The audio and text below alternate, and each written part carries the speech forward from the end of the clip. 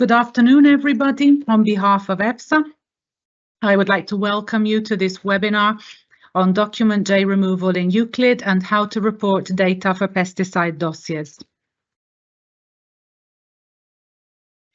Before we begin, I would like to introduce myself. My name is Chiara Macchi. I am a business relationship manager in the front desk and workforce planning unit here in EFSA, working on Euclid development and Euclid support. And once again, just a few words before we dive into the content on today's housekeeping rules. First of all, you are all automatically connected to the audio broadcast. This is a one-way audio, so you are in listening mode only. The event will be in English. This event is being recorded, and the recording will be published on EFSA's website at a later stage.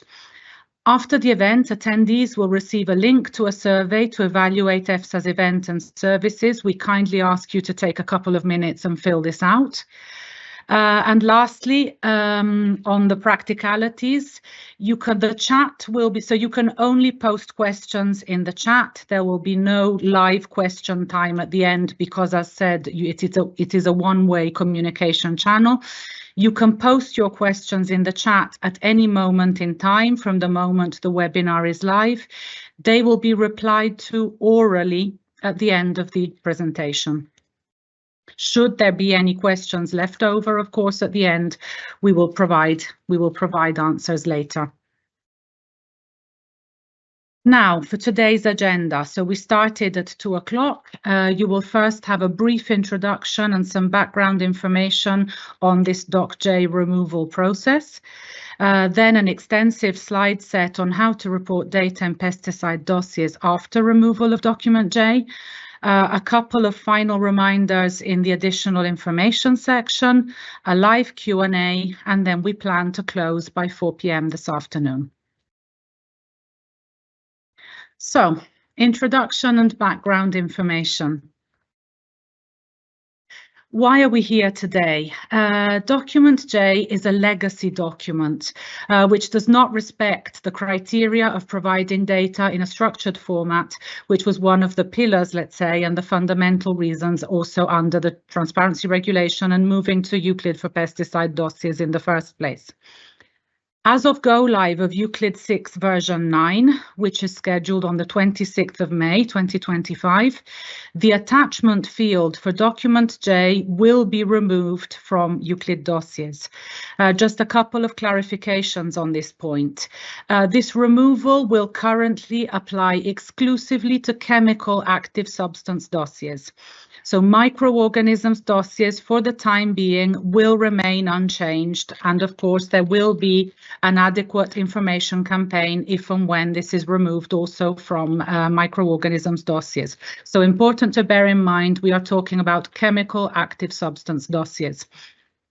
The second very important thing to bear in mind is that this change will be applied only to initial submissions of new active substance or renewal dossiers made after 26th of May 2025, meaning that all previously submitted dossiers that are already in the system will retain their existing document J in an editable format until the end of their regulatory life cycle. So if your dossier is already in the system with a doc J, it will continue to be processed with this attachment. Any new submission, first-time submission, will have to abide by the new rules. The rapporteur member states are, of course, all in the loop in this process, and together with EFSA will no longer accept new dossiers with a document J attachment in any other part of the dossier, let's say, as from Euclid 6.9 go live. And what is the aim of today's webinar specifically within this context? So our main target, as advertised, is to have applicants on board. For applicants or regulatory affairs consultants, those in any case creating and submitting dossiers, to be fully aware of the changes and to how to enter data and submit data within Euclid in the absence of the document J attachment. So the focus of this phase is ensuring that applicants understand which documents or fields to use within Euclid for providing the data which until today have been included in document J. Also, to be very clear, what is out of scope? Out of scope is the report that will replace document J in the coming months. So EFSA will, of course, work in collaboration with the member states, with our stakeholders, on the generation of a so-called confidential information report using Report Generator. The generated report will support the rapporteur member state in the preparation of the assessment report of the DAR Volume 4. Data aggregation and the generation of the report using Report Generator will be discussed as from Q2 2025. As said, it will not be in scope of today's webinar, and we will in principle also not address any questions related to the reporting phase at the end of the webinar, because that will be a separate process. Thank you for your understanding. And then finally, on my side, before we begin, the crosswalks. So an information package, you may be aware, an information package is available on EFSA's website in support of applicants on our Applicants Toolkit page. So the link is provided in the slides. What does this information package currently entail?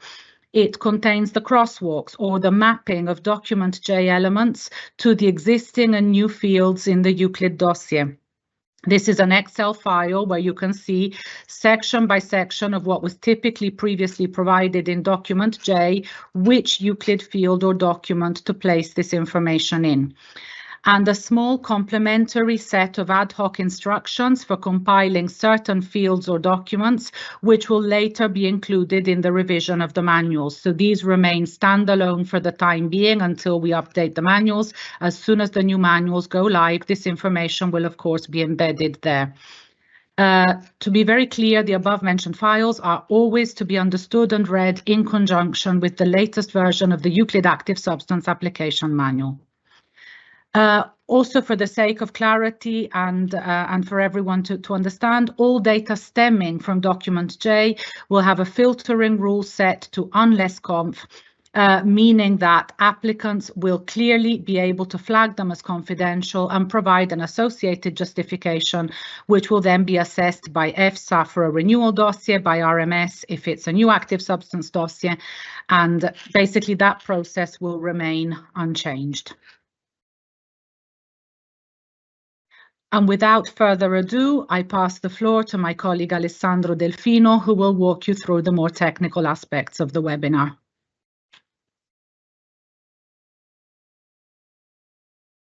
Chiara, good afternoon, everyone.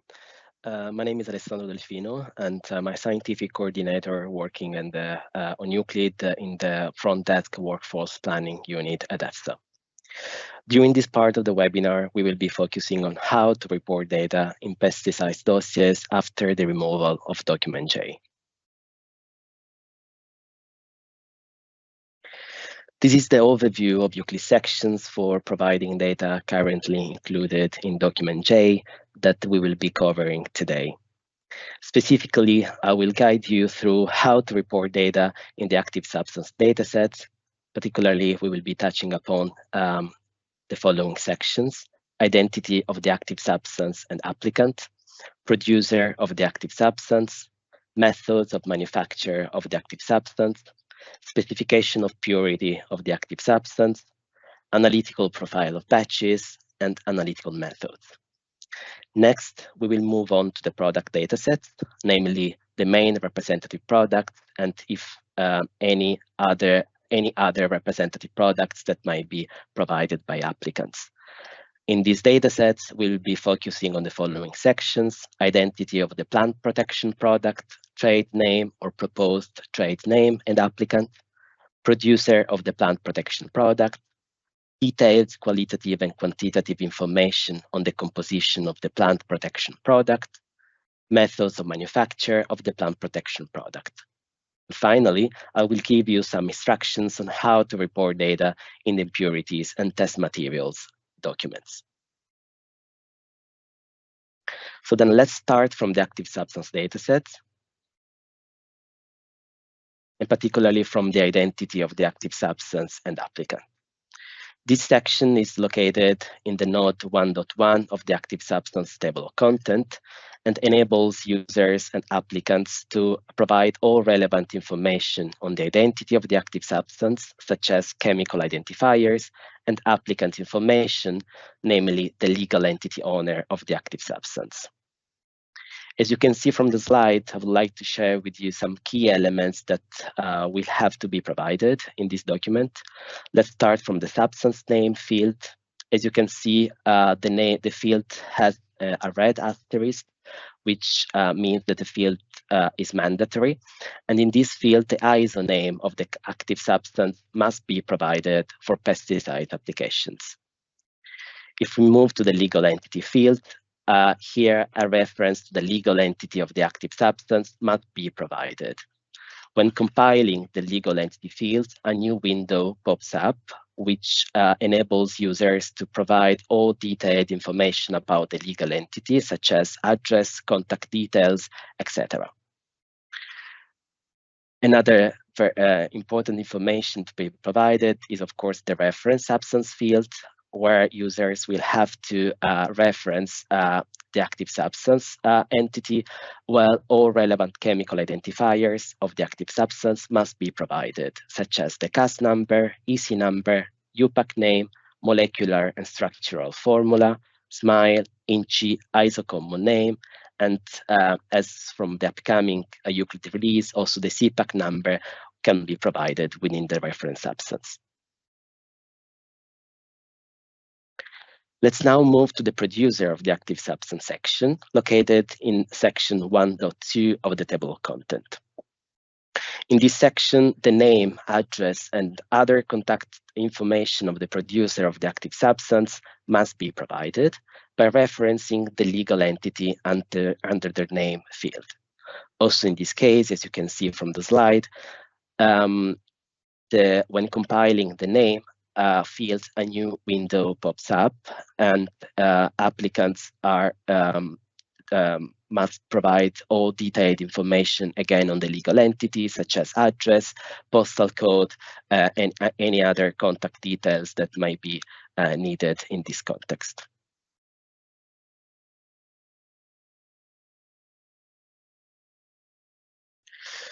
Here, it's a subsection of the producer of the active substance section located in the node 1.2.1 of the table of content of the active substance, which enables users to provide information on the location and contacts of each manufacturing plant by referencing a site entity in the site field. Here, the same logic of the legal entity applies, meaning when compiling the site entity, a new window pops up which enables users to provide all the detailed information. In case of more than one producer and or manufacturing site, a separate document for each of them must be created in these sections. Let's now move into one of the key elements that is currently provided in the document J, which is the methods of manufacture of the active substance. All information related to the manufacturing process must be reported within the newly created manufacturing document that is located in section 1.8, methods of manufacture of the active substance. This newly created document is not yet available in the current version of EUCLID in production 6.8, but will be available as from the upcoming EUCLID release scheduled indeed the 26th of May 2025. This newly created document will replace the previous manufacturer EUPPP document, and as Chiara briefly mentioned before, the legacy manufacturer EUPPP document will be retained for all dossiers that were previously submitted with versions older than EUCLID 6.9 and will be stored into a dedicated section that will be called Legacy Manufacturer EUPPP document. The new manufacturer document contains 3 main blocks with structured fields that must be completed. These 3 blocks are administrative data, manufacturing process, and additional information. Let's start with the administrative data block. It enables users to report administrative data related to the manufacturing name and plant site. Particularly, it enables users to make a link with the manufacturing plant site by referencing the site entity, and also the related composition that results from the manufacturing process must be linked in this administrative data block. If we move to the manufacturing process block, this is the key block of this document. It consists of two repeatable tables, starting substances and manufacturing process. The starting substances enables applicants to report the composition of the starting materials used to manufacture the active substance. And being a repeatable table, user can create as many lines as they wish based on the starting substances to be entered per each method of manufacture. For each starting material, a reference substance record must be created, including all the required chemical identifiers to fully characterize and identify the chemical, such as name, CAS number, structural formula, etc. The purity and commercial availability of each starting material should also be reported in the dedicated columns. The manufacturing process block is again another repeatable table and enables users to provide the detailed description of each step of the manufacturing process. Next to each step, users can also provide the reaction schema linked to the step reported, and this can be provided by means of an image as an attachment in the dedicated column.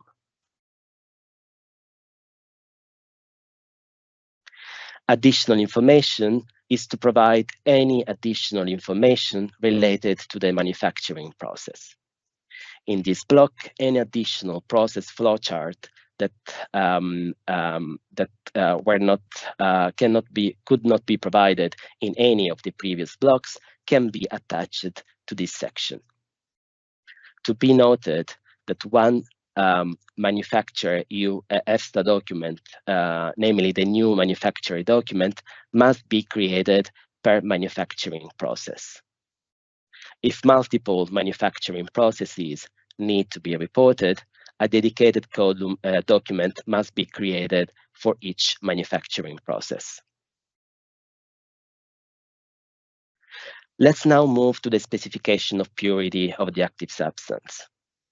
Data related to the specification of purity of the active substance can be provided in the substance composition document located in section 1.9 of the active substance dataset. The document must be used to report the technical specifications, the reference specifications, and each batch composition used in the 5-batch analysis. As of EUCLID 6.9, the pick list that is linked to the type of composition field will be revamped, and particularly 3 additional values will be added, namely batch composition that has to be used to report the composition of the individual batches which are part of the analysis of the representative batches. Technical specification to be used to report the proposed specification based on batch data and supporting data, if any, for a particular manufacturing site. And the reference specification to be used to report the proposed reference specifications, such as those agreed at the first approval and to be maintained also for the renewal procedure, or new proposed reference specification in case of a new active substance application. For each type of composition that will be selected within the specification of purity document, the designated tables, sections, constituents, impurities, and additives must be completed. Let's start with the constituent table. This is again another repeatable table, which allows the reporting of more than one constituent of the active substance if needed. For example, in case the active substance is a defined mixture of 2 isomers. In the constituent table, user will have to report the identity and the content of the active substance in the composition. Very important to be noted is that when the type of composition is technical or reference specification, the proposed minimum content of the active substance in the technical material should be reported in the field typical concentration. In case of technical concentrate, the minimum and maximum content of the active substance in the technical concentrate should be reported in the concentration range field. For batch composition, in the field typical concentration, the measured amount of the active substance in the relevant individual batches is to be reported. The impurities table enables users to report the identity and the content of each impurity in the composition. To be noted that when the type of composition is technical or reference specification, the proposed maximum content of the impurities in the technical material or technical concentrate should be reported in the typical concentration field. For batch composition, set as type of composition, the measured amount of impurities in the relevant batches should be reported in the typical concentration field. Very important to be noted here is that all impurities reported within the specification of purity of the active substance document must correspond to the impurities that will be listed in the impurities documents, in which more details on the impurities, such as type of impurity, origin, etc., can be provided. We will be talking about the impurities document in a few minutes. The additives table is to report the identity and the content of each additives of the active substance as manufactured. Again, this is a repeatable table, so users can provide as many lines as they wish based on the data to be provided. Applicants will have to use the concentration range field to report the minimum and maximum content of each additive in the technical and/or reference specification type of composition, and use the typical concentration field to report the exact measured value for the batch composition, if applicable. The minimum purity of the active substance is to be reported in the degree of purity field within the specification of purity document. Here are some general notes to be taken into consideration when compiling this document. For active substances manufactured as technical concentrate, separate documents should be created with the relevant type of composition, for example, technical specification, to report the composition of the technical concentrate and composition in the theoretical tri-way material. To provide the reference specification of the previous assessment, if available to the applicant, a document with a type of composition set to reference specification should be created. In this document, the applicant must indicate where the reference specification is located by providing information on the date when the DAR was issued in the description field. Let's now move to the analytical profile of batches. Currently, in EUCLID version 6.8, we have those data on the analytical profile of batches are provided within the flexible summary analytical profile of batches. This document contains one repeatable block, 5 batch analyses, which allows users to provide multiple 5 batch analyses within the same document. Within the repeatable table, many nested fields can be created, making the readability and assessment of the data sometimes difficult. For these reasons, we are now going to revamp the documents, and these changes will be indeed live with the upcoming EUCLID release in May.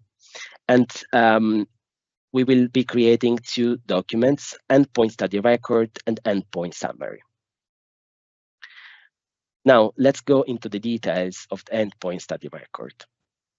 This endpoint study record, of course, contains all the standard fields that are common to all the endpoint study records in Euclid, and including, for example, administrative data, data source, materials and methods, and it should be duly completed when compiling the dossier. In this part of the webinar, we will be focusing on how to compile the results and discussion block. Particularly, we'll start with analytical profile of representative batches, which is a new block that we will be introducing with the upcoming Euclid release. This block contains a manufacturing site field, which enables users to cross-reference the manufacturing site entity. And then another block, another table will be introduced where one entry per batch within the repeatable table substance composition analysis will have to be provided by providing also all the batch-specific data and link to the corresponding substance composition document that we described in section 1.9. Also in this table, the applicants will have the opportunities to provide the batch number, date of manufacture, batch size, etc. Still in the endpoint study record, applicants will have to compile the quality control data fields. This block should be duly completed, including all quantitative information for each of the substances analyzed, such as average, minimum, maximum, standard deviation, and more than one quality control datasets can be provided, if applicable, being the section a repeatable table.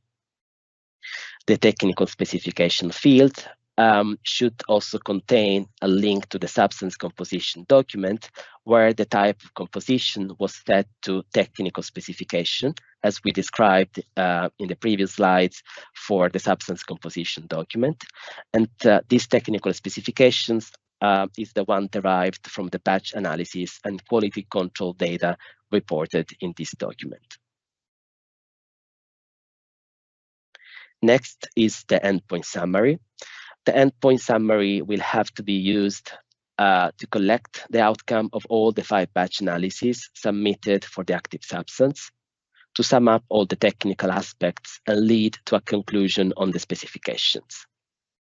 All relevant endpoint study records detailing the 5 batch analyses must be linked within the summary in the dedicated field linked to the relevant study record of the endpoint summary.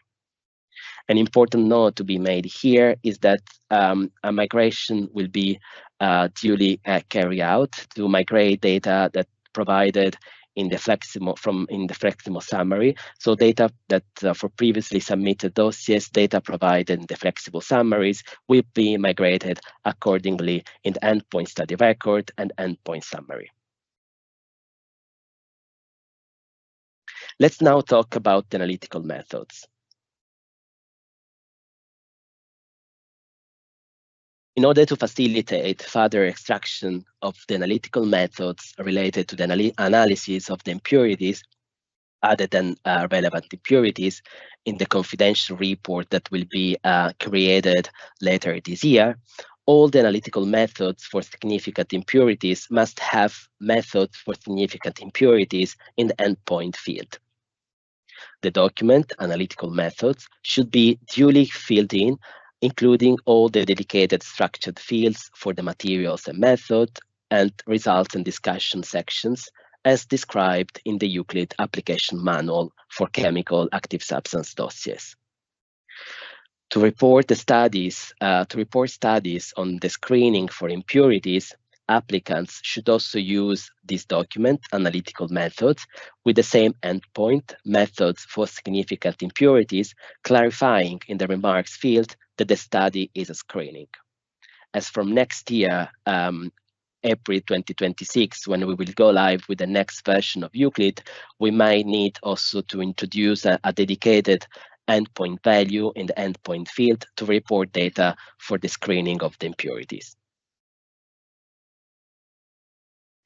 Let's now move to the product datasets. As I said before, this section will be focusing on sections that will be part of the main representative product, but also of the other representative product, if any. Let's start from the identity of the plant protection product, which can be provided in section 1.1 of the product table of content. And this document must be duly completed to report information on the legal entity owner and contact person for the plant protection product. Additional information like the trade name or proposed trade name and producer's development code number of the plant protection product can also be reported within this document. The producer of the plant protection product can be provided in section 1.2. In this case, indeed, information on the producer, including contact details of the supplier, must be provided in this section, and particularly in the name field, as you can see from this in the screenshot next to the producer of the plant protection box, where applicants have the opportunity to link a legal entity and provide detailed information about the producer of the plant protection product.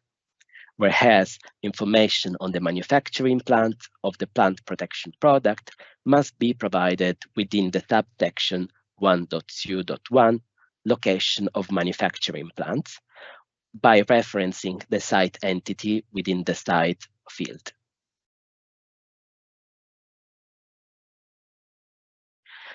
The detailed qualitative and quantitative information on the composition of the plant protection product must be provided within the document mixture composition, and this document must be used to report the full composition of the plant protection product as laid down in the applicable data requirements, including information on coformulants and relevant impurities.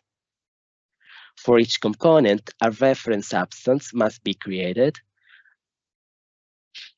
including all required chemical identifiers, such as CAS number, EC number, etc. A function must also be associated to each component, along with a typical concentration in the plant protection product. In the plant protection, this is also another news that we will be introducing as from the upcoming EUCLID release. So far, the manufacturer document has been available only in the active substance dataset. With the upcoming EUCLID release, we will be introducing the manufacturing process, the manufacturer document, also in the product table of content to report information on the method of manufacture of the plant protection product. This document will have to be used to report information and detailed data on each step in the manufacturing process of the plant protection product, including the reaction schema. The related composition of the plant protection product will have to be provided in section 1.4 as described in the previous slide and referenced in the related composition field of this document. Let's now talk about impurities. The impurities, of course, relate to the impurities of the active substance, and this document is actually located in section 1.4.6 of the product dataset, because due to technical limitations, we couldn't include the impurities document within the active substance dataset. But of course, it relates to the impurities of the active substance. The document enables users to provide relevant information on all the impurities of the active substance. But what to report for each impurity? First of all, a link to the impurity data can be created. If no studies for the impurities are to be reported, a reference substance entity must be created, including all the required chemical identifiers to fully characterize and identify the impurity, such as name, CAS number, molecular and structural formula, etc. If studies for the impurities are to be reported, for example, for relevant impurity, a substance dataset must be created, including the reference substance entity with all the required chemical identifiers and all relevant studies performed with impurity. Within the type of the impurity, such as whether the impurity is a significant, relevant, non-significant, or theoretical impurity, must also be provided. And with the upcoming EUCLID release, we will be introducing some additional fields. For example, the high-level toxicological and ecotoxicological assessment field to provide indeed data high-level conclusion on the tox and ecotox assessment and conclusions for the impurity. Details on the origin of the impurities, including the link to the manufacturing plant and any image of the chemical reaction if available. And in this case, the link to the manufacturing plant will be key to connecting the impurity to the corresponding manufacturing process and batch analysis information. If the impurity has different origins at different manufacturing processes, more than one entry should be created in the repeatable block. Let's now talk about the test material document. As you know, the test material entity is located within all endpoint study record across all datasets in EUCLID. Each study submitted for the active substance and the product must include indeed a reference to a duly completed test material information document, including the identity and the content of all components of the test material. The component of the test material can be, of course, constituents, for example, the active substance or a metabolite, impurities, additives, and coformulants for the product. As from the upcoming EUCLID release, EUCLID 6.9, the specific function of coformulants must be selected from the type pick list as shown below. So basically, as from the next release, we will be introducing a new hierarchy, coformulants, where applicants can pick the relevant function of the coformulants if tests to be reported in the test material information. Duly completing the test material information documents will be key in order to aggregate and compare the composition of the batches used in toxicological and ecotoxicological studies and the proposed technical reference specification of the active substance. And more importantly, to compare and aggregate the formulations used in studies and the formulation for the representative uses. With this, we conclude this part of the webinar and pass the floor back to my colleague, Chiara.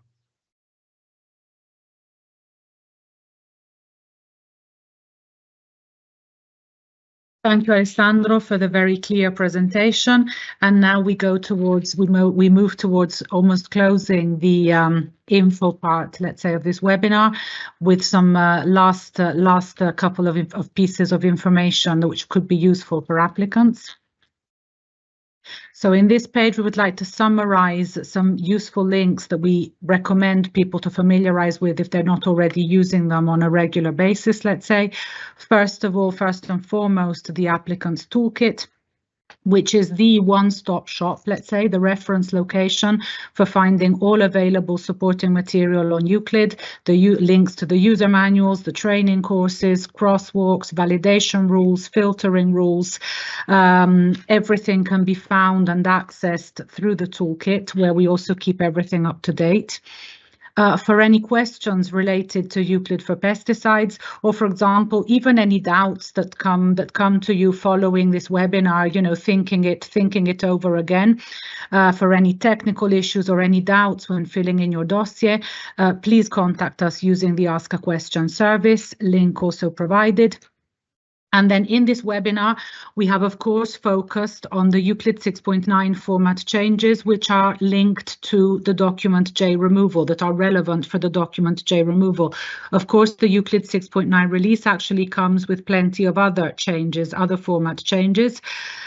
So we would like to give you the list to where you can find all the relevant changes in the upcoming EUCLID release, and remind you that ECHA will, as always, give a webinar on the new release. The date and link for registration are not available yet, but keep the EUCLID website monitored, the ECHA website monitored, and the information will be available there, and you can join their webinar too. So with this, we close the information side on our side for this webinar, and we pass the floor to the Q&A session. Before moving to the Q&A session, I would like to say that in this case, we introduce more colleagues to the floor. So the questions will be taken depending on the subject by myself, by my colleague Alessandro. We also have in this case Adrian Cesar from the iData unit, Rositza Serafimova from the Plants unit, and Silvia Schenone from the Legal Affairs unit, who will all be supporting in answering the questions. And as mentioned previously, so we have been collecting the questions as they come in. Feel free to continue submitting them also as the Q&A session goes on. The way we're going to manage this is that we will read the questions out loud one by one, and the relevant colleague will provide a reply. I would like to warn you up front that for a couple of questions that we have received, we've been discussing internally. We're not 100% sure that we understand the scope of the question. So in a couple of cases, I will read the question out loud, and I will ask the person who submitted this question to kindly resubmit it, providing us with some additional details, which will put us in a position to provide you with an accurate reply. So thank you in advance for that. And with this, I move to start the Q&A session. The questions are not, by the way, necessarily going to be answered in the order with which they were submitted. We received one question: would the Q&A be published as well? In principle, we are not planning on publishing the Q&A at this moment in time, but should we be in a position to publish it, it will be made available on the same page as the remaining webinar material. The next question is, could the planned go live of EUCLID on 26th of May 2025 be potentially postponed again? And the answer to this is no. The next question is, when would be the updated EUCLID active substance application manual available? Is it also on the 26th of May 2025? No, the manuals will not be available on the 26th of May 2025, but we plan on making them. We are already actively working on their update, of course, and we plan on making them available shortly after the go live, and in any case before the summer. The next question, for which I pass the floor to my colleague Alessandro. We have an update of EUCLID submission planned in June, using the EUCLID version to be released in May 26.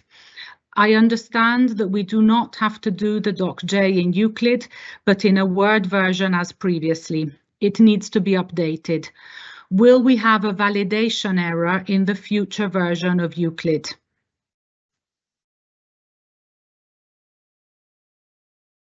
Thanks, Chiara. Thanks for the question. As said, this document, of course, the new what was presented today during this webinar will apply exclusively to chemical active substance dossiers. So I guess you are referring to an update of a chemical active substance dossiers, and this change will indeed be applied to initial submissions of new active substance dossiers renewal, and all previously submitted dossiers will retain document J as explained in this legacy section that will be introduced. As for the validation assistant rules, we do not envision any implementation of new validation assistant rules in any of these fields that were introduced today.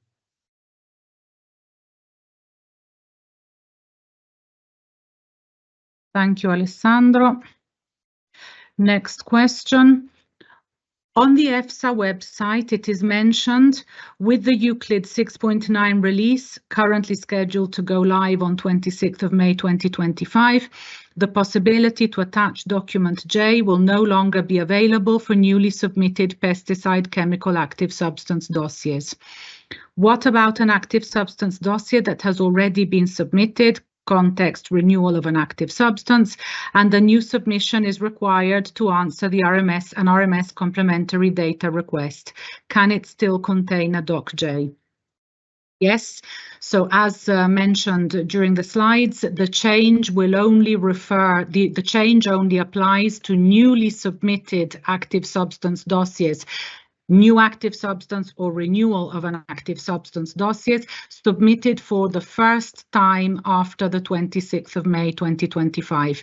So existing dossiers will retain their doc.j attachment not in an editable format, but it will be possible, let's say, to replace this attachment with an updated version if requested to do so by the RMS, for example.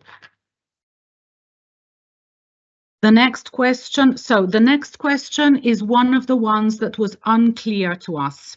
So I will read the question out loud, and I would kindly ask the person who submitted this question to post it again in the chat, providing us a bit more context, a bit more explanation, so that we can provide you with an answer. The question is, how to relate active substance sources to PPP compositions that are not those of the representative formulation. So I repeat, we will not answer this question. We kindly ask the person to provide us with more information. Thank you. The next question I will pass to Alessandro.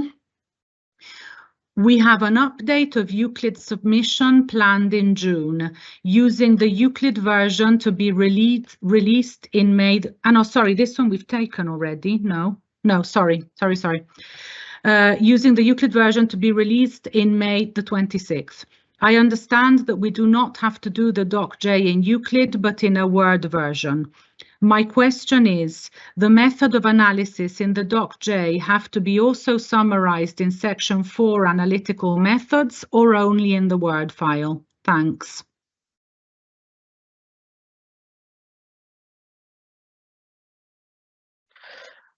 So data related to the method, analytical method, will have to be provided in the dedicated structured fields of the analytical method document. And we take the opportunity to again warmly invite you to duly complete the common blocks within the analytical method document, such as the materials and method and results discussion. Thanks.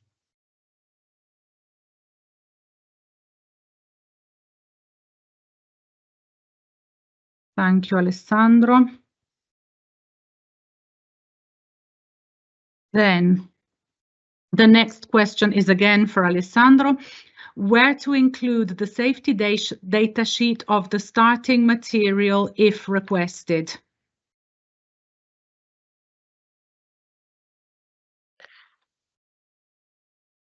So safety data sheets must be provided in section summary and evaluation that is located in both a product dataset and active substance dataset. There is a dedicated field to provide safety data sheet, and you can provide this data by referencing the literature reference entity, where you can provide detailed information on the safety data sheet, and also attach, of course, both a confidential and a sanitized version of the safety data sheet if applicable. Thank you, Alessandro. Next question, again for Alessandro. Will it be possible to attach documents when necessary in the new method of manufacture entry?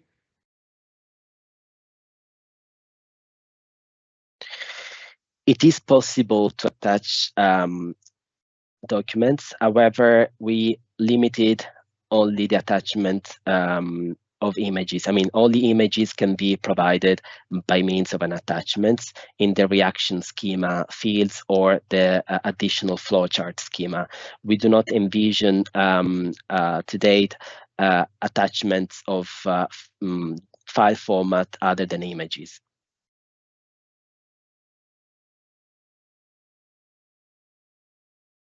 Next question is for Rositza. How would the constituents table look like for a botanical extract? Good afternoon, everyone. So the constituent block in the substance composition is a repeatable block. So basically, you can repeat as many times as it is needed to report the main components of the botanicals, or if you go for leading components of the botanical, you can use the constituents block to report them in the substance composition. Of course, it remains the request to report impurities, or it's called for the botanical slightly different components of concern in the relevant blocks of substance composition.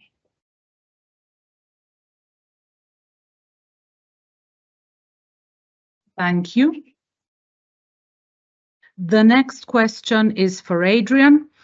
Why not align the naming of fields to actually correspond to their contents to make Euclid more logical? A maximum content specification and a typical concentration, nominal concentration, are not the same thing. The confusing terminology makes a generated report look rather silly. Hello everyone, thanks a lot for the question. We will take note of this and propose format changes if needed for the future. For the moment, IUCLID is used for many different regulations and programs, so this is how it looks at the moment, but we will take note of this and work on it. Thank you. The next question is actually again for Adrian. If the active substance has more than one source, would the number of sources be public? Okay, so assuming that each source for the active substance would correspond to a different manufacturing process document, then the number of manufacturing process documents will be visible, but not their contents. So the only thing that the public instance of Euclid will contain is just a certain number of manufacturing documents. Thank you. The next question is again one of the ones that's unclear. So I will read it out and ask for it to be resubmitted. How should preceding formulation changes during the course of its registration history be addressed for the representative formulation? So we kindly ask for this to be resubmitted. And in the meantime, I understand we have received a clarification request, which, sorry, give me a second.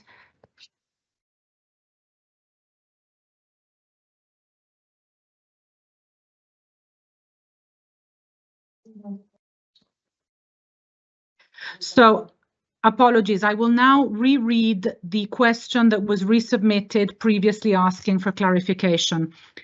How to relate active substance sources to PPP compositions that are not those of the representative formulation. Clarification. If there is more than one active substance source and one source is not used for formulating the representative formulation, will this be an issue? Is it mandatory that all sources for the active substance are linked to a product composition? Rositza, do you take this one? No. Okay, sorry. Forgive me. Bad aligning on our side. We leave the question pending a second. Apologies on my side for this. We move on with the questions. Is it still proposed to use inherited templates for task force documents where all task force members could have different sources?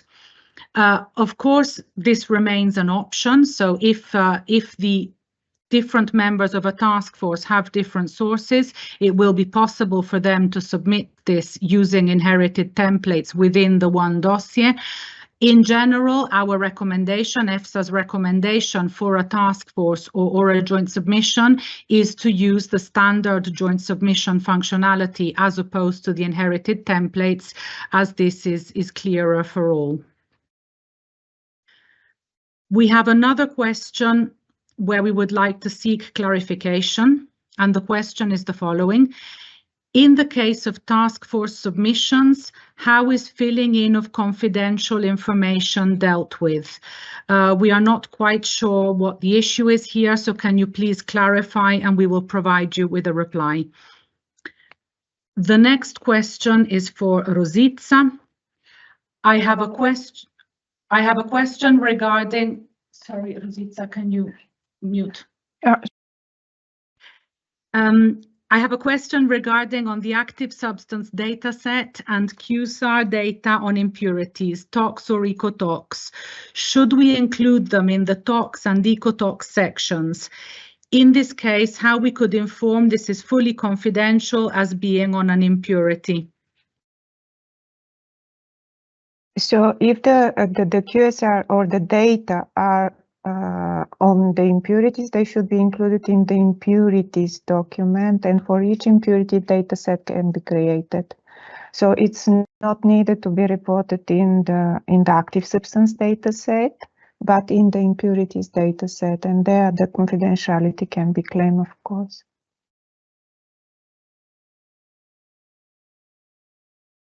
Thank you. Next question again for Rosica. What if the co-formulant has a history of changing concentration of the component? For example, the typical concentration changed over the course of many years and it was used in its different forms in multiple batches used for the submission, but the trade name never changed. How to report this? So we invite you to report the final composition, the final representative composition of the formulation as the main composition. If other composition of the formulation, although with the same trade name, but apparently with different codes and slightly different composition are used in different studies, you can report them under the other compositions field in the EUCLID, and then to indicate in which study they were used. Thank you. The next question is for Adrian. There does not seem to be any field for the EFSA table which lists the REACH number, whether the co-formulant component has been considered in other legislation, etc. Yes, our recommendation for this would be to use the synonyms repeatable block of the reference substance, where one can indicate this information. And if needed, again, a format change could be proposed to make this a more standard requirement in EUCLID. Thank you. The next question is for Alessandro. When would be the last alpha and beta versions available for testing, containing all planned updates on 26th of May 2025? So thanks for this question. And to date, we do not know yet when we will get a suitable release candidate that is stable enough to go live the 26th of May 2025. We are currently testing all the proposed format changes, and today a new release candidate was released, which is the release candidate number 2, and we expect at least other 2 candidate releases to come before having indeed the candidate release that will go live then in the 26th of May 2025. But of course, we are not in a position to say exactly when we will have and how many release candidates we will have, as this will really depends on the outcome of testing that we are currently performing. Thank you, Alessandro. The next question is again for you. When will be included the old Doc J in the case it is a renewal or old dossier? Which point in Euclid? As explained during the webinar, the document J that was previously submitted in older versions than the version 6.9 will be retained and will be stored in a subsection of section 1.8 or methods of manufacture of the active substance dataset. This section will be named legacy EU PPP manufacturing document, and it will contain indeed the former manufacturing document, which contains the document J attachment. Thank you. Is there already a planned date for the removal of document J for microbial active substances? No, as mentioned in the introductory slides, we don't have a date at this moment in time. This is because we wanted to first roll out the changes for chemical active substances, and for microbial active substance dossiers at the moment we have other priorities. We're stabilizing the format, we're working on other issues, and once this is all ready we will move on to the Doc J dismissal, but of course people will be informed in advance. The next question is for Rositza. The contents of Doc J goes way beyond the limited information provided so far today. For example, how to deal with read-across justifications, e.g. for studies that are included in the non-confidential sections. Honestly, I cannot understand why the justification of read-across for non-confidential studies should be reported in document J. So the read-across should be treated as for the normal study. If it's for active substance or for metabolite, it's not confidential. It's reported in the non-confidential part and has nothing to do with document J. If you speak about the impurities and read across or QSR for impurities, as I replied before, for impurities you can create a data set, a separate data set for each of the impurities, and there to be provided the studies for impurities, which can be also in silico study. Thank you, Rositza. In each studies, we will have to include all the co-formulants in the test material information in Euclid. This will stay confidential. Yes, indeed, moving forward in the absence of Doc J, all the information will have to be structured throughout the Euclid dossier, including any relevant information on co-formulants in the test material section, and these will remain confidential. This information will be set to unless conf, which means published unless claimed confidential. So the applicant will have the opportunity to flag this information, in this case the identity, the number and identity of co-formulants, confidential, and provide a justification, and this will not be published. Just to also clarify, because the test material entity will come in the new release also with a dedicated new filtering rule, which will behave in the same way as it behaves currently for the mixture composition table. So if information within the mixture composition table already today in the test material entity moving forward as of May, any components that are claimed confidential will not only be hidden in their name, let's say, but also the number will disappear. The whole row will disappear, so that there will be no possibility for someone else to figure out the number of components in the mixture composition or in the test material. The next question is for Alessandro. Hi, as consultant, often we are requested to prepare the Euclid dossier for an applicant that can't access some information related to impurities from the supplier of the active substance. How in Euclid can be kept separate? Thanks for the question. As a consultant, regulatory consultant, you can gather all the relevant information from the interested parties and build up a joint submission in which data from the suppliers will be kept separated from the lead dossiers. In this case, from the suppliers not to appear as an applicant, you will have to indicate in the role of the joint submission field that the dossier which contains data from the supplier is a contributor, will have a contributor role.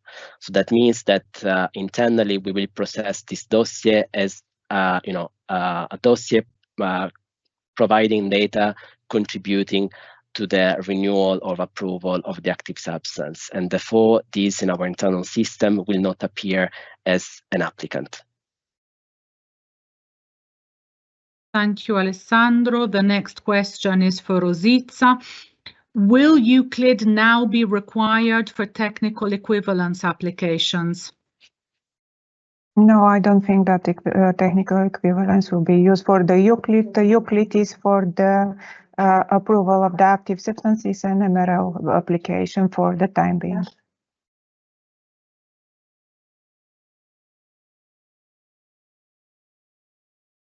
Thank you, Rosita. The next question is for Adrian. Can you elaborate on the change to the test material entity? Are CBI flags available for each line created in order to claim confidential impurities and/or coformulants? Yes, I can confirm that the confidentiality flag can be set for each component of the test material individually.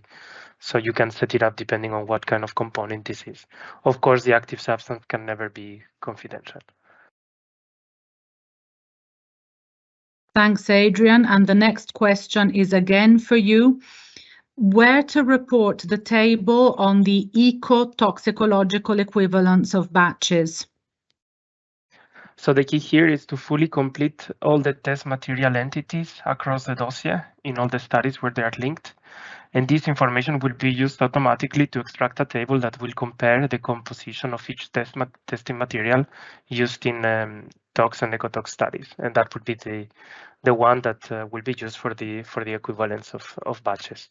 So the key is really to pay attention to really list all the components in all the test materials with their concentrations in all the studies in the dossier. Thank you. The next question we consider out of scope, so I will read it just for the sake of completeness, but we will not provide a reply. The question is, if our active substance is a microorganism, will the new version of Euclid Release 6.9 take into account the specific needs for this type of substance? Yes. I mean metabolites, microbial contaminants, etc. I would like to remind you that this webinar is about document J dismissal from chemical active substance dossiers. We are not taking questions on microorganisms or on other format changes included in the release. The next question is for Alessandro. The next question is yes. Sorry, it's not easy. Apologies. We may sometimes seem a little bit disorganized. It's not easy. Just allow me one remark, which I would have otherwise made at the end. We, of course, opted for the live Q&A because we feared that if we asked people to submit questions up front before seeing the slides, it would be difficult. Let's say we would get far more questions. There would be a limited understanding of what we were going to present, hence the live Q&A. I hope you understand that, on the other hand, coordinating all of this and managing to take all the questions literally on the spot is not always easy. So forgive us if we sometimes have a moment of confusion. The next question is then for Alessandro. The product composition part doesn't seem to facilitate the new required ecotox assessment of the coformulants. Thanks for the question. Indeed, coformulants can be provided mixture composition documents, and they can be listed with a data set behind, and therefore any ecotox data to support the assessment of coformulants can be provided in the dedicated data set that is created for each coformulant if needed.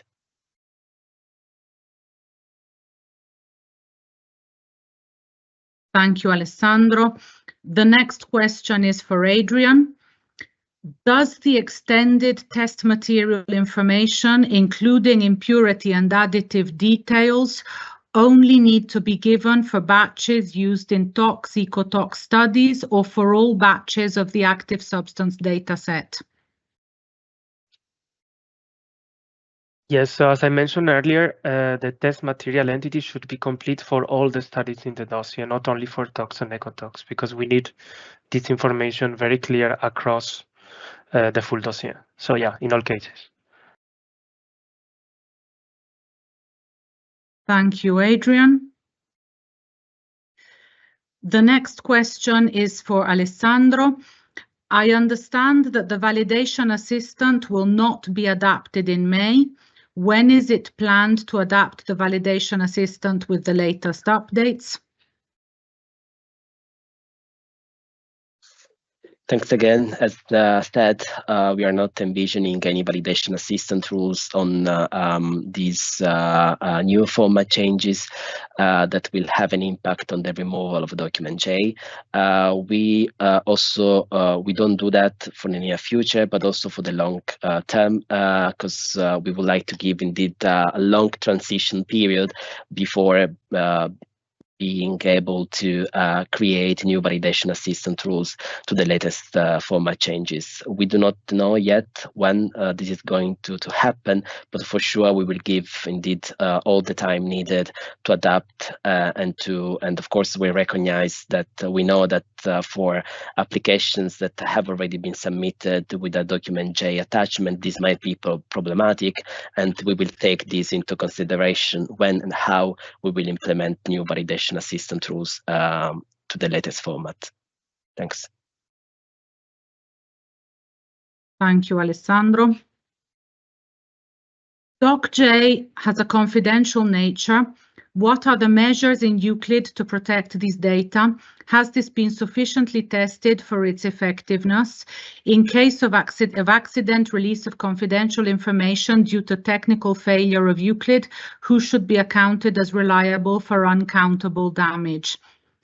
So first of all, indeed, we appreciate the concern linked to the fact that we are now removing the possibility to attach DocJ as an attachment and to spread the data across the dossier. I mean, we would like to clarify that we have had, other than DocJ or even part of the DocJ data, spread throughout the Euclid dossier since 2021. So this information has all confidential information is regularly being managed throughout a Euclid dossier. It is managed by means of the existing filtering rules. We are very confident of the filtering rules. We are confident of the filtering mechanism in general. We are, from a technical perspective, as said, this is something that has been in place for 4 years now for pesticides. And the document J data is not going to be managed any differently to the rest. As mentioned in the beginning, all the information that's in document J from a filtering perspective will be set to unless conf, meaning that it will have the possibility to be claimed confidential. It is clear that it is the responsibility of the applicant, as mentioned, to familiarize with the crosswalks and with the associated instructions, so to make sure that the data are placed in the appropriate fields, and to check that the fields they are using, if they are using the appropriate fields, these will be set to unless conf and will be filtered out accordingly if flagged. But it's a joint responsibility with the applicants having to really check that they provide the data in the correct fields. Technically, we are confident of the Euclid solution on the EFSA side. Then, What does it mean manual would be published shortly after 26 May 2025? You mentioned that it would be definitely before summer. What does summer mean for you, with which starting date? We are not able at this moment in time to give a date for the go live of the manuals, otherwise we would have provided such a date. But in our mind, let's say, ideally at this moment in time, the best guess we can give is by the 30th of June at the latest. And what we typically do is we don't wait to publish all the manuals together, we publish them as they are ready. So if, for example, the active substance manual is ready before, we don't wait for them all to be ready, they are published as ready. And it is because we know there will be this slight delay on the delivery of the manuals that we have provided the dedicated instructions on document J as a separate, as a standalone package up front.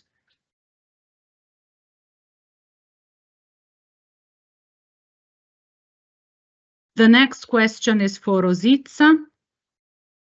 For botanical extract and particularly UVCB, what are you calling impurities? The substance is considered as minor constituent, for example, under REACH, or the one that were not previously included in the composition of the active ingredient in the DAR?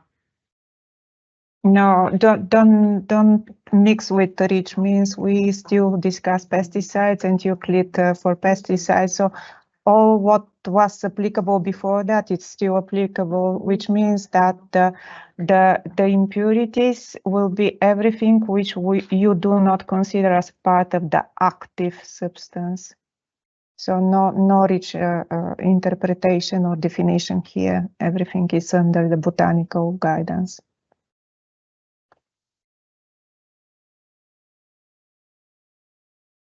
Thank you, Rositza, and the next question is again for you.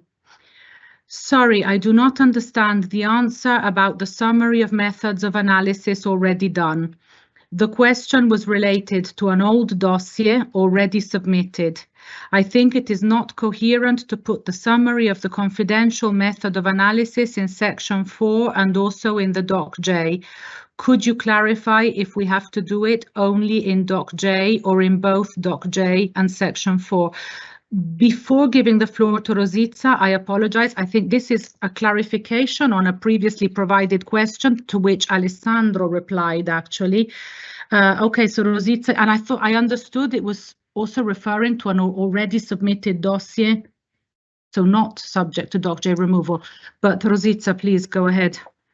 Yes, I think that you somehow mix up the information which Alexandru provided for the new submission when the dismissal of document J will be implemented. For the old dossiers, you continue to do it like it is done. Means the methods for significant impurities are reported under the document J because they are considered confidential, and under the section 4, you report the other methods. As for after dismissal of the document J, everything will be reported only under the section 4, and as endpoint for the method should be selected the method for analysis for significant impurities. Thank you, Rositza. And now, once again, apologies for this. We're going to take a short break, ideally 5 minutes. It might be 6 or 7. We try to keep this as short as possible. As mentioned earlier, it was a conscious and not easy decision to take this, to have this webinar as a live session. We wouldn't have received the same questions if we had asked you to submit them up front. But on the other hand, we have a number of questions now that require us to liaise briefly amongst ourselves in order to provide you with the clearest reply. So as said, we will put this on hold for 5 minutes or shortly more. We apologize up front for the inconvenience. We ask you not to leave the call. We're giving you a coffee break, and we will be back in 5 or a few more minutes. Thank you very much for your understanding.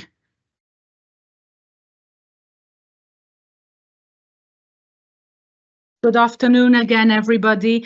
Apologies once again for this unexpected break. Thank you for giving us the time to collect our ideas on the slightly trickier questions.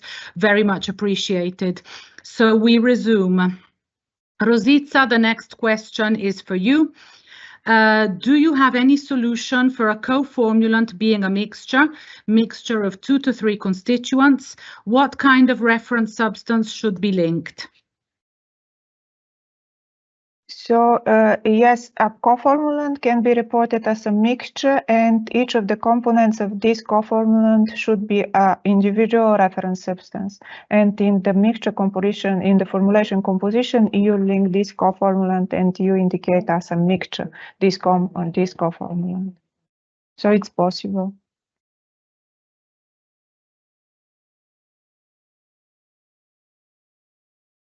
Thank you, Rositza. The next question is for Alessandro. Will EFSA collate a database of reference substances that we can download or use to save making duplicate reference items?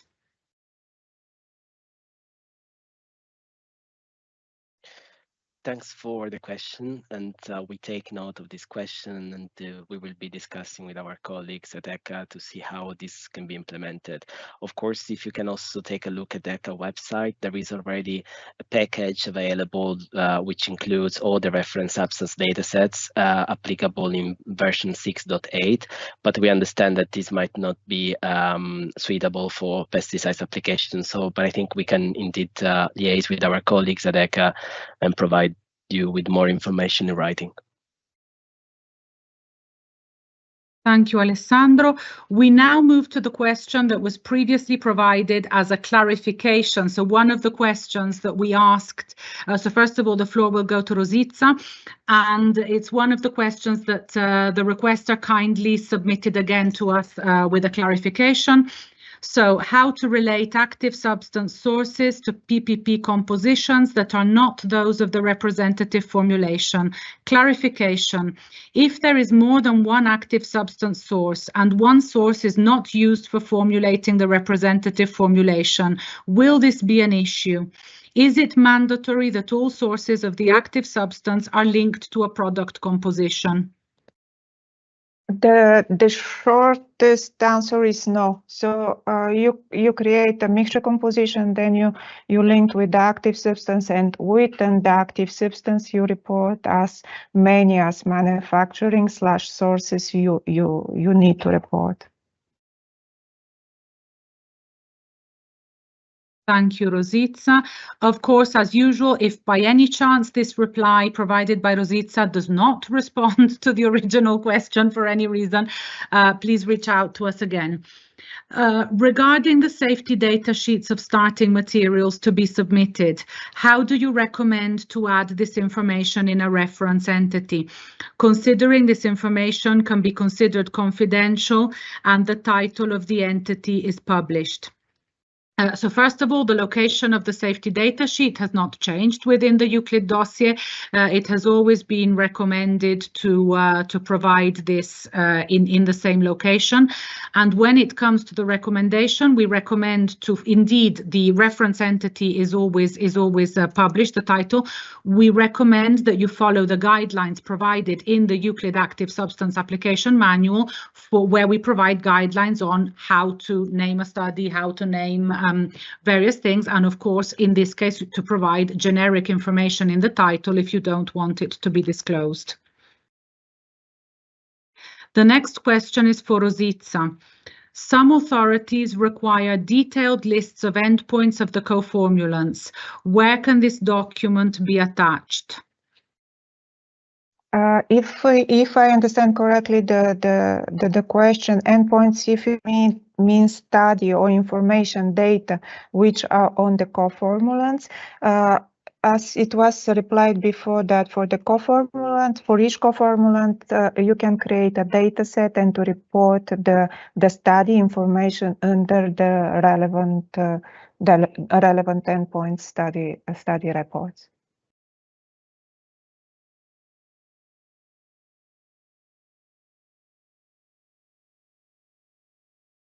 Thank you, Rositza. The next question is for Alessandro. Where should assessments of unacceptable coformulants be included within the new version of Euclid? So thanks for the question. So first of all, in principle, unacceptable coformulants should not be reported as components of the mixture. However, if unacceptable coformulants are to be reported, there is a dedicated checkbox in the mixture composition. So at the moment you add a coformulant as a component of the mixture composition, you will have to tick the checkbox unacceptable coformulants, which is of course linked to the coformulants that are listed in Annex 3 of the Regulation 1107. And of course, you will have to create a mixture, a data set. So you will have to create a coformulant as a mixture, and then within the mixture data set, you can provide data needed for the assessment of the unacceptable coformulants. Thank you, Alessandro. Are there any relevant changes introduced to flagging of new documents, confidential points in Euclid following the upcoming release? So once again, the new Euclid release will come with an associated filtering rule configuration file, which is still being finalized as we speak.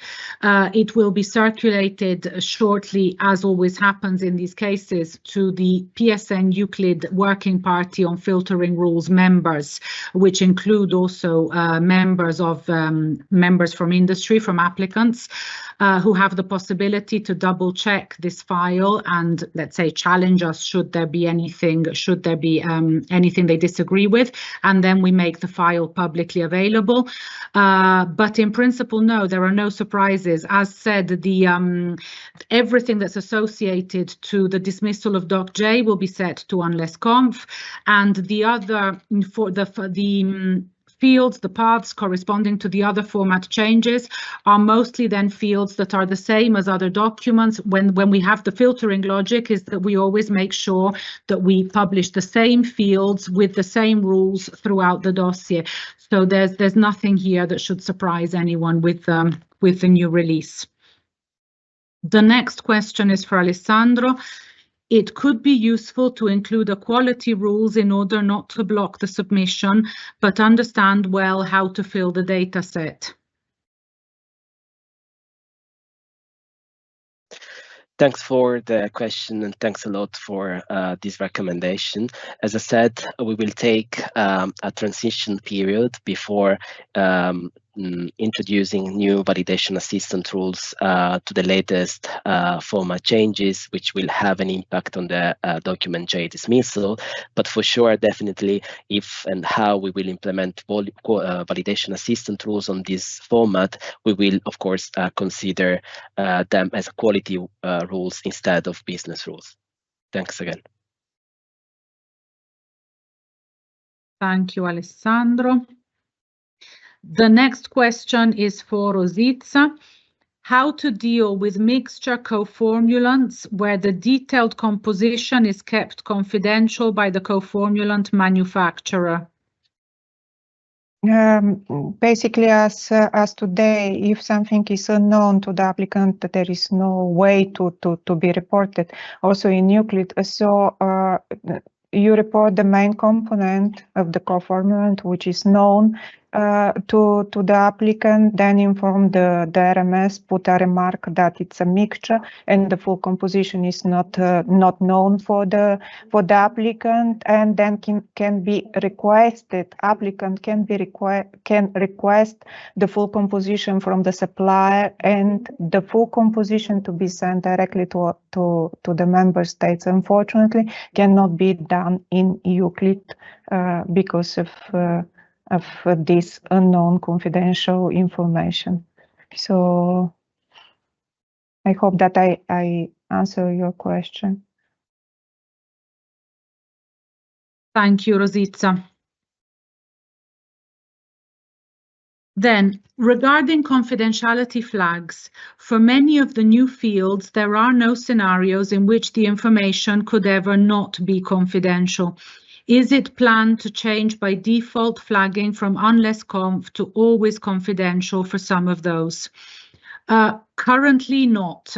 This is not foreseen, also because the not published is, so first of all, we are fully aware, we understand the sensitive nature, the confidential nature, in a certain sense you're claiming by definition of the data that are in DocJ. However, having said this, the transparency regulation does not in principle foresee the not published option. Information in the according to the transparency regulation should be claimed confidential by the applicant, so confidentiality should be requested and should be duly justified. Even today, in order not to publish a document J, the applicant has to provide a justification. The justification can be challenged. One could argue that, of course, for the elements of document J, it will be difficult to challenge these justifications. However, no, currently there is no plan to switch from unless conf to not published by default. Detailed information on each test material is required also for resubmission of already submitted dossiers. Well, first of all, here there's a double reply. On the one hand, of course, the recommendation on EFSA's side is always to fill in a dossier in the most complete way possible. So we're never going to discourage an applicant from, for example, completely filling in the test material information, even for an already submitted dossier, clearly. However, having stated, as already stated, already submitted dossiers include a document J attachment. Presumably these details on the test material have been provided within this doc J attachment. This doc J attachment will not be removed. And even with further resubmissions, the applicant will always be able to resubmit this document J and amend it if requested to do so. So there will never be an obligation for applicants having an already submitted dossier to update their test material in this case. Next question. Last year, we submitted a dossier for the approval of a new active substance, but did not attach document J as per EFSA recommendations. Would it be possible to adapt the dossier with the new points implemented? It's a bit difficult, let's say, to reply to this question without having more details on the specific case. Clearly, the only way that a dossier can really completely be submitted without document J is as from May this year, when the full set of format changes associated to this removal will be delivered. If there is a dossier already in the system without a document J, presumably some information will be missing or will have been potentially not missing, but will have been put by the applicant to the best of their knowledge in a different section of the dossier. And this might make it difficult moving forward for the risk assessors to find the information and to best work on it. So the recommendation would in principle be for this dossier to be resubmitted post-May 2025. Having said this, it does depend on where the liberty of the applicant to resubmit this dossier depends on where the dossier is in the risk assessment process. If the dossier has not yet been declared admissible, which is possibly the case, then of course it's just a matter of the applicant liaising with the member state and flagging this as a requirement. Should the dossier already be admissible, it just might require a little bit more coordination, but for sure a resubmission would be recommended in this case.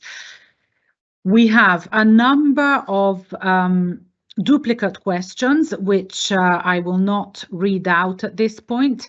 And then at this point, we have one question for Silvia.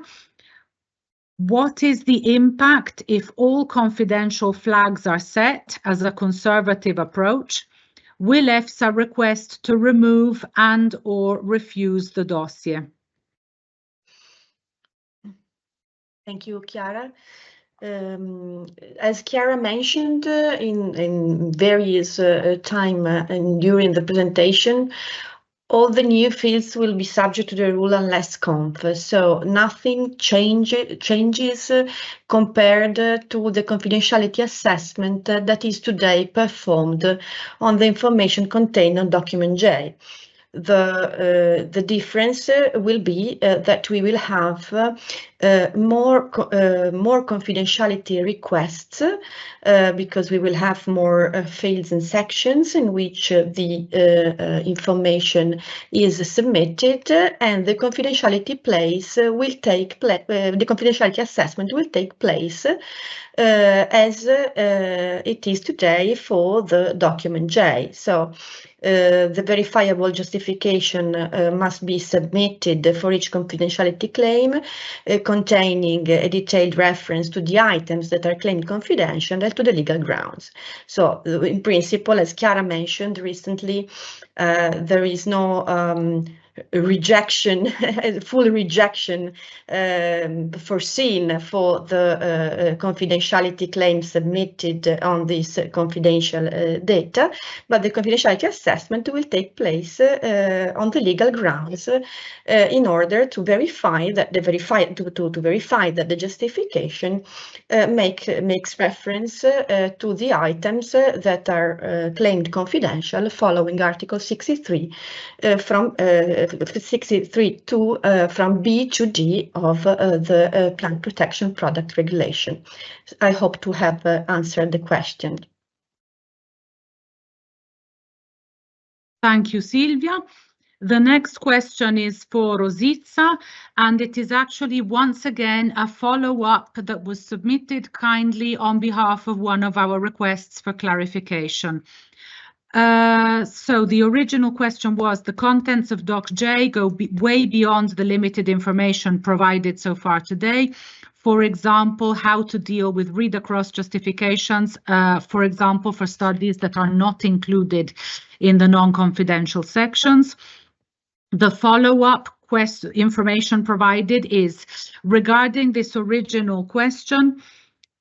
Such justifications relating to non-confidential studies are often based on comparisons of different formulations, and so this would be considered as confidential information, which would ordinarily be included in a document J. So how would this information be included in the Euclid update? If a study is performed with another formulation different than the representative formulation, but the intention is to be used for assessment of the representative formulation, the study is submitted within the formulation data set, but for the test material is reported the composition of the formulation which is used. And then the comparison is done between the two compositions will be done at a later stage, which is already assessment. If I understood clarification of the clarification. Thank you very much, Rosizza. I'm sure we will get yet another follow-up if this wasn't clear. Then, are there going to be more webinars organized before 26th of May 2025 for other planned changes beyond Doc J? On the EFSA side, no. Although we anticipate we may consider for future years to organize a pesticides-related webinar for format changes. As mentioned, though, in the introduction to today's session, ECHA will be organizing a webinar not specific for pesticides, but let's say covering the overall scope of the format changes for this release. ECHA will be organizing a webinar in view of the 6.9, so we recommend that you monitor their website and look out for when they announce this webinar.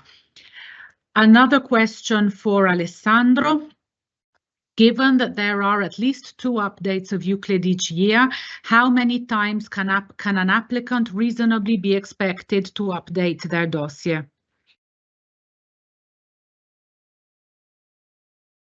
Thanks. First of all, let me clarify that indeed in a year we have 2 releases, Euclid releases. We have the Euclid major release that usually takes place in April, May, where we actually introduce changes to the format. And another release which takes place in October, which is called the service release, and where we do not introduce any changes to the format. So changes to the format are indeed introduced once a year, and this does not necessarily mean that you will have to update your dossiers every year. This depends, of course, on the discussions.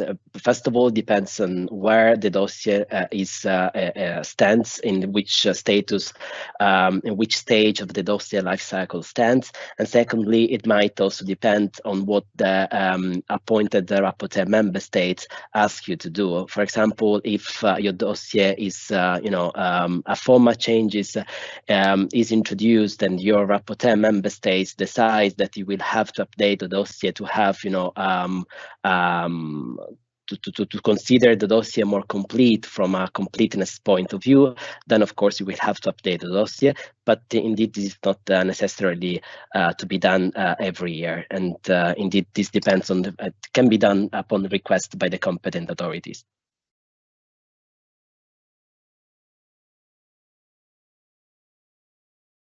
Thank you, Alessandro. I'm just checking because we have no questions in our queue. We literally have, questions coming in now, and they haven't been assigned yet. Give us 1 second.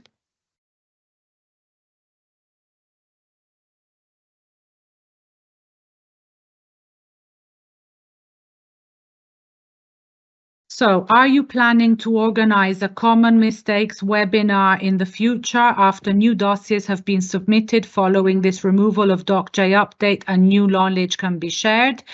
Good point.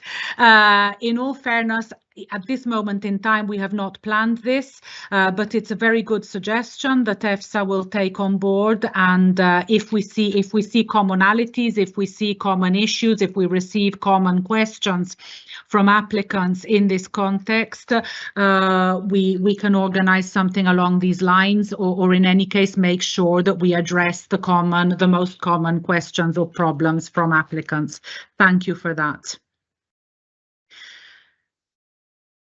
So, at this moment in time, we have 2-3 questions which we have not answered. We are aware that we have not answered 2-3 questions because we require additional discussion and possibly consultation with experts, colleagues who are not in the room today.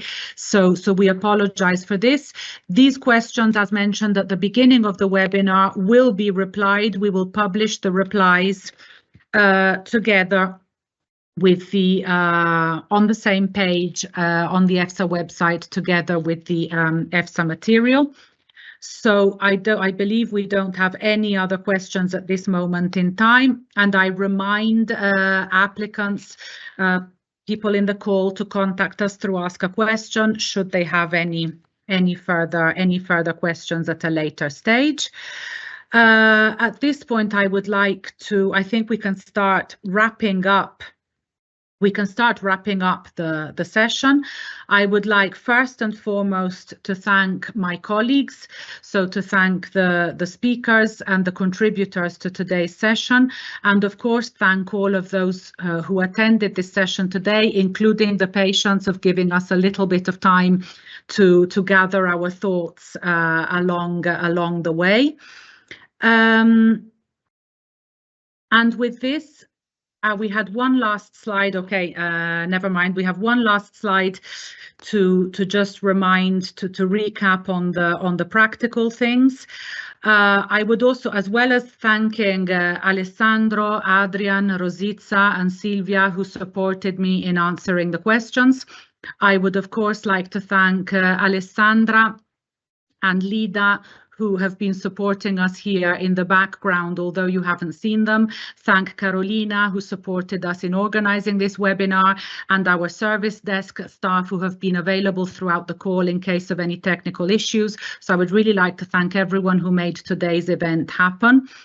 I would like to remind you that the recording and the presentations from this webinar will be made available on our website in the coming days, and kindly ask you to take a couple of minutes to complete the satisfaction survey that you will receive by email. And with this, I think I can close today's session, once again thanking all of those of you who participated with such a lively Q&A session at the end as well. Thank you very much and have a good rest of the day.